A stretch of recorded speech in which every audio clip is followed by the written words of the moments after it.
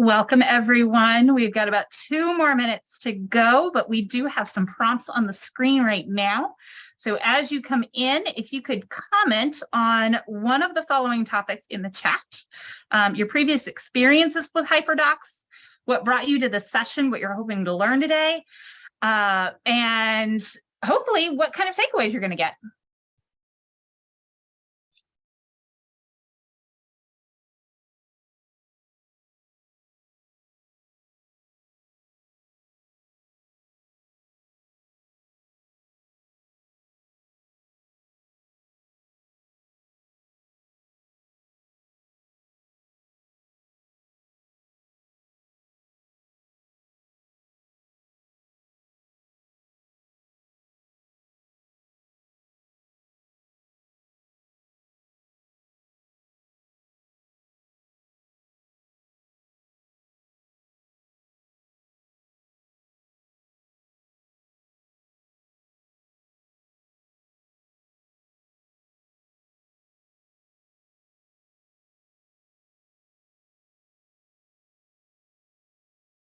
All right, it is officially 3:30, so we're going to go ahead and get started. Lubna, thank you so much for putting your comment in the chat. We're definitely going to go over ways that you can create a lesson that makes it really engaging for students. And we're from a county that uses Schoology, and absolutely you can put links to Schoology in the chat or in the HyperDoc itself. That's a great way to give students access to ways to share their work with you at the end of the lesson. All right, so we are looking at, we're going to go back one slide. We are diving below the surface of your HyperDocs. So the idea is that you already know what a HyperDoc is, and now we're going to dive a little deeper on how to improve it. So if you haven't had a chance to drop a comment in the chat, we'd love to know your previous experience with HyperDocs, or what brought you to this session, or what takeaways you might hope to get from this session. Thank you for adding that, Nicole. Even if you don't have a ton of experience, we have some templates for you if that's something that you need. And so we can help you walk through those as well.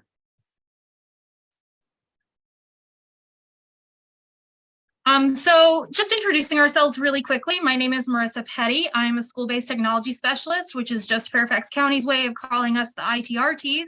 And I work in a middle school in Fairfax County. If you want to know a little bit about me, I'm a rom-com fan, I'm a home cook, and I love to sing in the car. And I'm Elizabeth McDowell. I'm at Herndon High School, which is also in Fairfax County. I'm also in Espitz. And to know a little bit more about me, I love sci-fi and fantasy. I am a big fan of my cat. There are so many cat pictures on my phone. And you really don't want to get me started talking about tea, because you will not get away from me. So that's a little bit about us and what drives us. And we'd love for you to take a second and let us know in the chat where you're coming from and what your position might be. I see a couple ITRTs in there, but if you're a teacher, we'd love to know that as well, just so we can see who's in the room and how we might tailor your experience. So just giving you a bird's eye view of today's session, we're really looking at this as a workshop for you. This is not going to be sit and get. We're going to breeze through the first couple of things, talking mostly about what are HyperDocs so we can ground ourselves in a collective understanding, and then talking about where we've been, how we've used them in the past, and then thinking about the lessons that we've learned and how we might bring students into our process as we move forward with HyperDocs.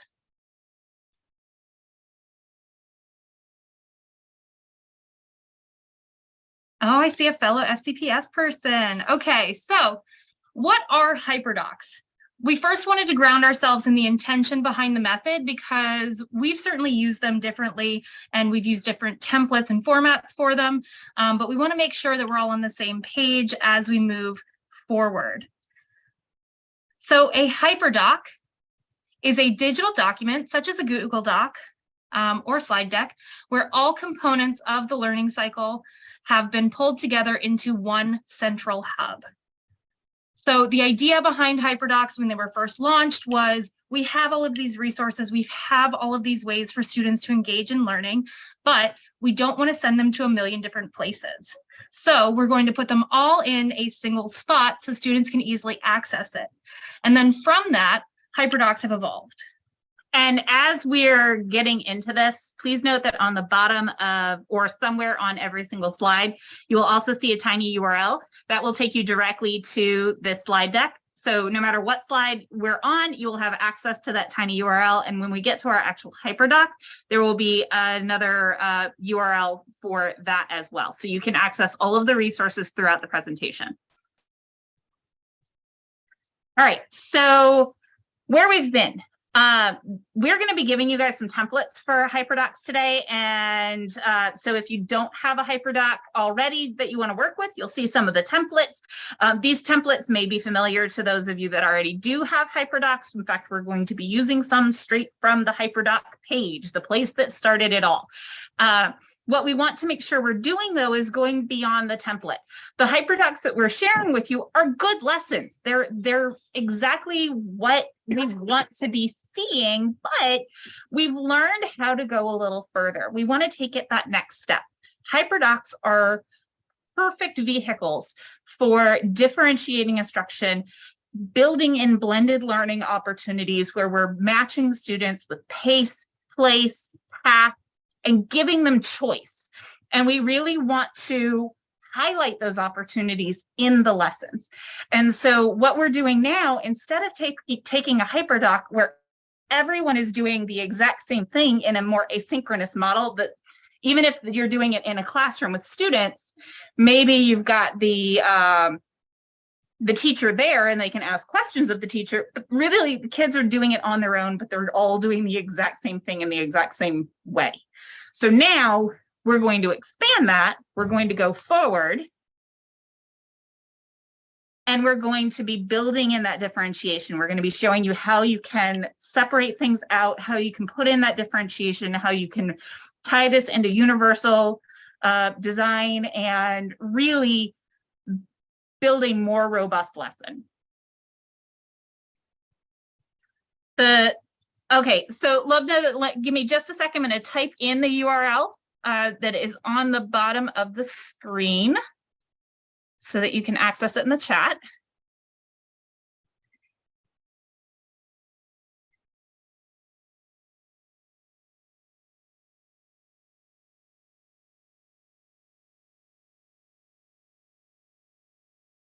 Can you watch me and make sure I don't typo? We're typing at sort of an angle here, so it's a little more difficult. All right, so now you have access to the slides directly from the chat. Okay, so really what we want to be highlighting as we are making this differentiation an element is bringing students into the process. Students who are part of building the lesson, where they can see their feedback reflected in the lesson, are more likely to be engaged in the lesson. So think about not just how you get feedback from your students for a HyperDoc, but for any type of lesson that you give in your class. What methods are you already using to collect that input from them? This could be verbal, it could be nonverbal, it could be written, it could be your observations of body language.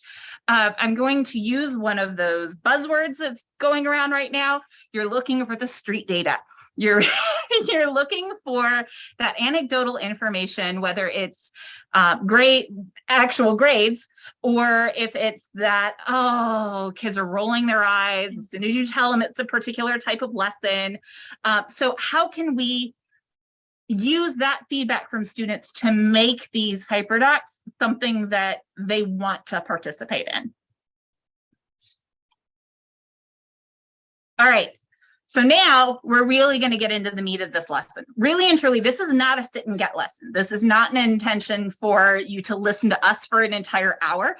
This is an opportunity for you to really dig into a HyperDoc. So we are going to be here. We're going to give you the time and space you need, but also come to us to ask questions. So we're going to be monitoring the chat. If you have a question that you'd like to speak aloud to the group, feel free to turn on your microphone and ask. You're going to go through this HyperDoc, which will be the activity for the day. And then if you have any questions, we'll start to answer them from there. You can click directly into the HyperDoc from this slide deck. We actually have it pulled up separately, so I'm just going to flip over into a new tab.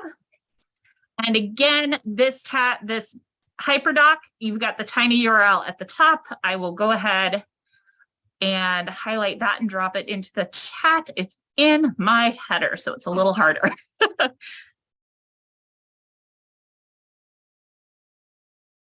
And there is the URL for the HyperDoc. All right, so I want to go over this a little bit. I've got a lot of things on my screen here real quick. I'm going to try and make this a little more accessible. Need access. Oh, you need access? Hang on one second. Thought we double checked that. We apologize. Oh, there we go. All right, anyone with the link? Beautiful. So if you refresh, you should be able to get in now. All right, now let's make that up. And again, if you need the tiny URL to get into this at any point, you can grab it from the top of the page here. Again, to get the most out of a HyperDoc, we want to go beyond the template. We want to take what the template gives us. This is a template straight from the HyperDoc website, which you'll have access to a little bit further down in this HyperDoc. But we want to build it out. So for example, in this Explore column, instead of just giving 1 or 2 resources, I've specifically delineated these columns so that if you learn better by reading an article, we have 3 options here for you to be able to explore through articles. If you do better by watching a video or listening to the information, we have similar topics. So we tried to line these up as much as possible. In fact, these 5 steps to create a HyperDoc lesson, these are both from the HyperDoc website. They are the exact same information. It's just presented in 2 different ways. So your students have the options of choosing their own path on how they want to investigate. The explain is really just giving the instructions. And so that is pretty much the same for everyone. But again, as we move down to apply, we've got different options. How do you want to present this?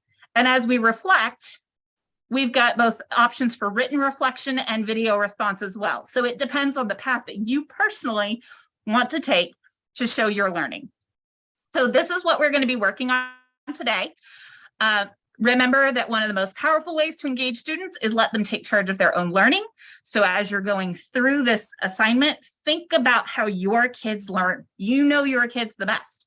So consider what you have seen as being successful in the classroom, what you've been hearing from them, and all the way down at the bottom, once we hit our extend, you go back to the classroom and you use this lesson in class, poll the students.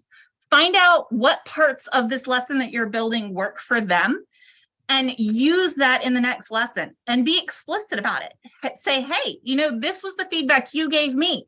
How is this working for you now? So students really see how they're sort of the cooks in their own, to give Marissa her, you like cooking, you're a home cook. So here's your recipe. So we're going to go ahead and let you guys, we'll go ahead and I'm going to say spend the next 15 minutes looking through the Explore resources, and then we'll come back and we'll touch base with everybody in 15 minutes. So that will be at 3:57. And if you have any questions in the meantime, feel free to put them in the chat, raise your hand, just go ahead and turn on your mic and speak. Up to you guys. What questions can we answer before you go off and explore?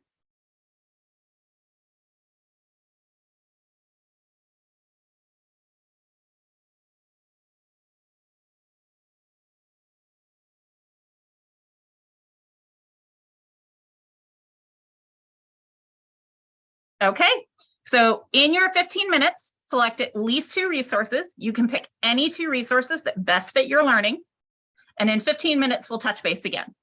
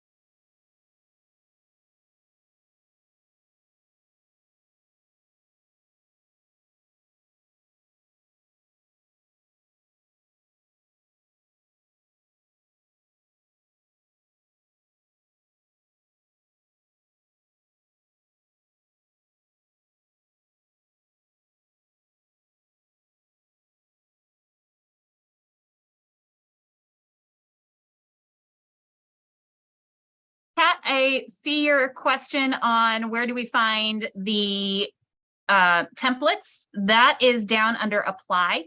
So once you finish the reading the resources, when we come back, and we're going to go through the explanation, but if you come down here to apply, you can see the 2 sets of templates. The HyperDoc templates for getting started are from the actual HyperDoc page. And then the HyperDoc toolbox. These are 20 lessons that have already been built and are focused around a specific tool. They're great lessons. They're from Ditch That Textbook.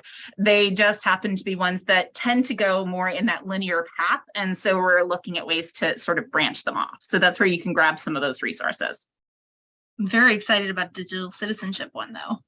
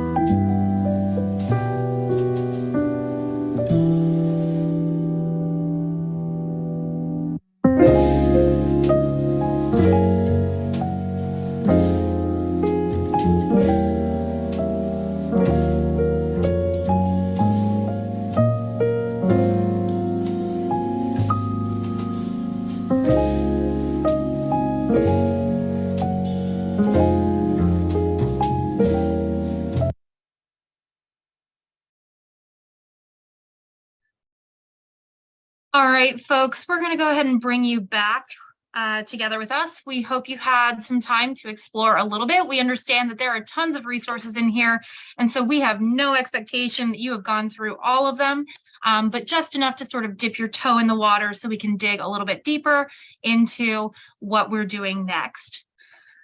So we wanted to give you time to not only explore HyperDocs and sort of build your understanding, but also give you time to edit a HyperDoc, whether that's one that you have ready to go and are ready to modify, or whether it's one that we can provide for you to get you started. When we do this, we want you to really consider your student population and your context. And if you are an ITRT or any other version of that, maybe consider your staff population in addition to your student population, and think about what they might require in order to start thinking about using HyperDocs in their own classrooms. So as you think about how you might use this for your staff or your students, do you have staff or students who require translated resources? Do they have different Lexile levels? What role will technical skills play in completing an activity? How will you meet the needs of students who have not mastered previous material? And can you modify pathways based on interests? So is there an opportunity to apply things like math to basketball or to music, things like social studies to your English classes? So what are those opportunities where we can just continue to draw in students and engage them in this learning and make sure that they can make those connections beyond our classroom? One of the things we thought might be really helpful is considering using a branched Google form to help guide students, either by assessing where they're at and helping them to guide their path, or to make suggestions based on their interests. This is obviously much more in-depth, and it's not necessarily something you can build today, although we'd be happy to help you try. But it is an opportunity for you to start gathering that information if you're not as well versed in what your students' interests are beyond your classroom. And it may be too that if you're giving a branched Google form, for example, to figure out what level they're at, and you find a student that hasn't yet mastered the previous material, it may be that you break out, once we get to the apply section that comes next, you have two separate apply categories that our students will see based on the response to the Google form. Remember that this is a single document, but you can use any kind of hyperlinked vehicle, whether it's a slide deck, whether it's a Google page, anything that you can input links in is a HyperDoc. Yeah. And so you can section it off so that if you answered this, then go to this slide, for example. And so that way it becomes a lot more like a choose your own adventure, and that also helps build that student engagement. Okay, so for the application today, because we really did want to build in that Google Doc experience, but we have limited time today, so we wanted to at least give that idea. For today's activity, you're modifying an existing Google Doc, either your own or one of the templates that have been provided here. So again, think about those resources that you just went through, whether you chose to watch or read them. Consider what you know about your students and consider what you want your students to accomplish. Think about the end goal and how your students can best demonstrate that. Remember that they don't all have to do the same type of activity in order to have accomplished the mission of this Google Doc. So again, I'm going to go ahead and look a little bit ahead as we get to share. We've got, for this particular activity, we've got one place that we're having you guys share out. But like in the reflect, we've got two different ways to do it here. It may be that your share is where you put in your multiple columns, and you can have students respond or submit their activities in multiple ways. So we had one person want to include Schoology. So maybe one activity is uploaded to Schoology and another activity is in a flip assignment, and another activity is done through WeVideo. So there are many different ways that a student could complete the activity and get it turned in, meeting certain sets of criteria. So consider those as you're going through this application to build your own. We've also given you links to a couple teacher tutorials for different tech tools, different templates to support engaging instruction, just to give you ideas of the types of activities that you could ask students to do. So these aren't necessarily strictly HyperDoc things, but they are things that can be linked into a HyperDoc to help support and build that up. We are going to come back and sort of recap at the end, but I do recognize that in the next half hour, you may finish early. You may decide that this is something that you want to dive way more deeply into, and you don't have the time to devote to it in the next 30 minutes. So I do want to go ahead and tell you our next couple steps. Once you have finished your application, and once you've put things together, we're asking that you share on this Google form here. And then in the Google form, you already have access to the data. So we've included the spreadsheet as well. So rather than editing directly into the spreadsheet, you fill it out in the Google form, and then everybody has view access to the spreadsheet. And then consider, I think, I wonder, I will. Consider what you learned today, what you're still curious about, and what you'll use in your classroom moving forward. For a written reflection, we've got a link to a Jamboard where you can post sticky notes in the appropriate category based on this thinking routine. Or you can go to our Flipboard and record a video response. And as I mentioned before, we also have our extend activity. Once we're done with Visti and you've got this great new tool that is ready to go for your classroom, turn around and use it in your classroom. And then listen to what your students' feedback is and use that to grow for your next activity. So in the time we have left together today, we really want you to take some time and hit that apply section. We will be here if you want to throw out questions, if you want us to look over something, if you want to dream a little bit together. But otherwise, this time is your own, and we're going to come back together at 4:25? 4:25.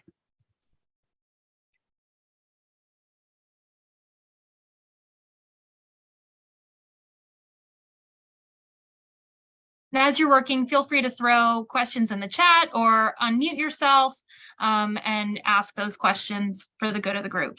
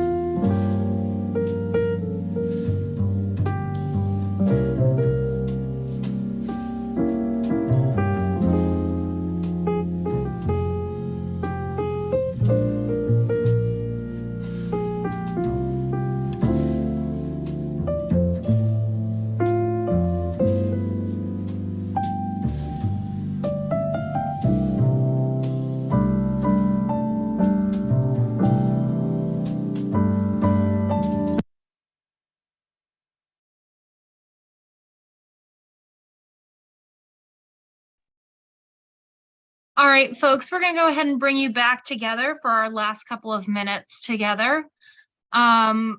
We hope you had a chance to really start digging into the HyperDocs that you wanted to modify.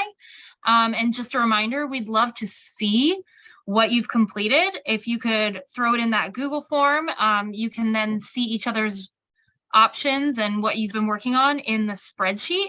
We wanted you to have a resource that you could come back to over and over again, so that you could have even more HyperDocs to modify. And remember, when you put your link into the Google form, that you've set the sharing permissions so that other people are able to view it. You don't necessarily want them to be able to edit it. So just double check your Google permissions. Yeah, and you don't want to keep getting access requests. Yes. So make sure your sharing permissions are good to go, unlike us at the beginning of this session. So if you'll just take a moment to reflect and throw that reflection either in a written one or a video one, we would love to hear your thoughts about what you're thinking about HyperDocs or about modifying HyperDocs, what you're wondering as you continue this process, and what you're committing to doing as you move forward from this session. And as you open the Jamboard, the first 2 pages of the Jamboard are intended for our virtual session today. We will also have an in-person Jamboard tomorrow. So you can feel free to come back and look at this as well to see what your colleagues have to say about their learning. So you can check out both the virtual and in person. We've combined both the Google form and this Jamboard and the flip. So I almost called it a flip grade. And the flip, so that you can get access to 2 different sessions worth of feedback and results. And just throwing our contact information up here for you all. If you want to get in touch with us, the best way is probably through our work email or through Twitter. We'll fix the Google form. So the best way to get in touch with us is through work email or Twitter for as long as Twitter lasts. So please reach out if you have any questions or if you want to connect, or if you want to share what you're doing. Thank you so much for engaging in this learning today. We can't wait to read your reflections. And we will put this slide back up in just a second. I want to make sure that the Google form is available for everybody. My guess is that I missed a step to make it available. Hang on 1 second. Oh, yep, there.